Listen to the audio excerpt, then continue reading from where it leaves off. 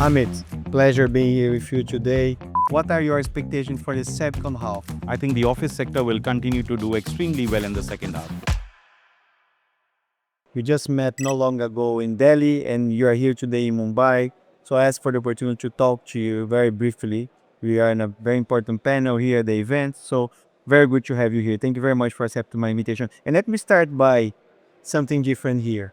Usually people talk about the good things, how India is doing well, the numbers speak by themselves. It's fantastic, right? But is there anything that would keep you up at night? Well, Gustavo, firstly, thank you for meeting me in Delhi and thank you for the invitation here. It's a pleasure. It's a good question. I actually sleep extremely well at night. So I would say nothing can take my sleep away from me. Even if there's something which is bothering me, I like to sleep well and then, solve that problem with fresh mind. Having said that, there's obviously a number of things on my mind given the amount of execution we're doing.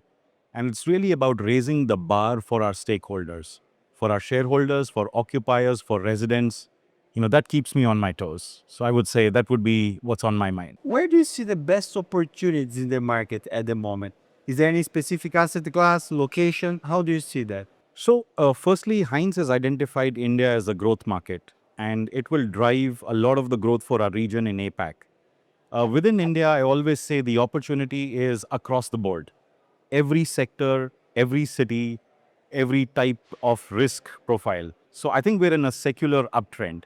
The question that we ask ourselves is where can we create the maximum impact, maximum differentiation?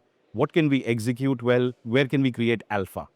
And for Hines in India, we have chosen for the moment the office and the living sectors. But I would say that's not limited, that's not the limitation of opportunity, it's everywhere. The first half of 2025 is gone already. What are your expectations for the second half? Is it going to be better, the same, worse? So in our chosen sectors, office has had an unprecedented run in the first half of 2025. We think there are good reasons for it, and those reasons continue. So, short of an external shock, I think the office sector will continue to do extremely well in the second half.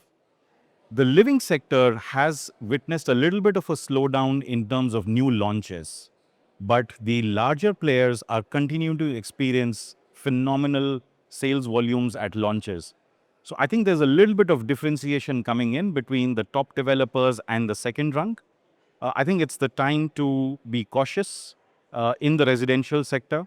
I would be very careful about underwriting correctly because this is a moment in the cycle where irrational exuberance can lead to a few problems later. And in such a current scenario, what is the best strategy or the right strategy to be executed in such a scenario? Well, I think the execution strategy differs company to company, what they are doing and what are they used to. I wouldn't experiment, completely out of anyone's comfort zone. But there are a few factors. For example, given the amount of residential sales India has witnessed, the amount of construction that is taking place is unprecedented. The requirement of skilled labor is unprecedented. Now, that's an area where I see a little bit of a challenge, shortage of skilled labor. So, if one were to think about how to execute in such an environment, use of technology, for example, use of prefab or precast or steel structures, they would be good mitigants against the risk that we are facing on execution. You just came back from Harvard. You had some time there. You are a guy who is always trying to keep yourself updated. You have international connections. I want to ask you, how do you see technology changing the game in the real estate industry? I have to say that firstly, real estate itself is not a sector which has been at the forefront of adoption of technology. We're a little bit of a laggard as an industry. But within that, I would say that there are aspects which are changing rapidly. For example, how do we go to customer, whether through marketing or even through customer relationship management, the data analytics segment. I think there are pockets like this in information technology that are leapfrogging, and especially after COVID. Aspects of managing construction better, I think, one is still looking for the holy grail.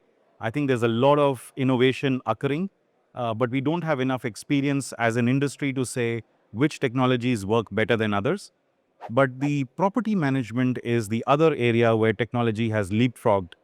So I see green shoots, and I feel pretty confident that with the scale that the industry has, with the amount of capital that's being put into it, technology in real estate will also catch up. Final question. When you look at the previous years and with your experience, what is the biggest mistake you have seen in the real estate market in the last few years? Mistakes are difficult to observe when we are through the cycle. You only see it in hindsight. And we will know the mistakes more clearly in a couple of years, maybe in the next 5 years.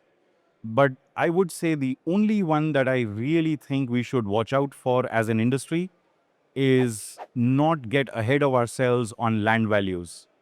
Because this is the time where sales have been easy, leasing has been exceptional, and that's the time where everybody wants to jump into the bandwagon, bid the land values more than it should be. So that's the one area to watch out for. Amit, thank you very much. Very insightful. Gustavo, thank you so much.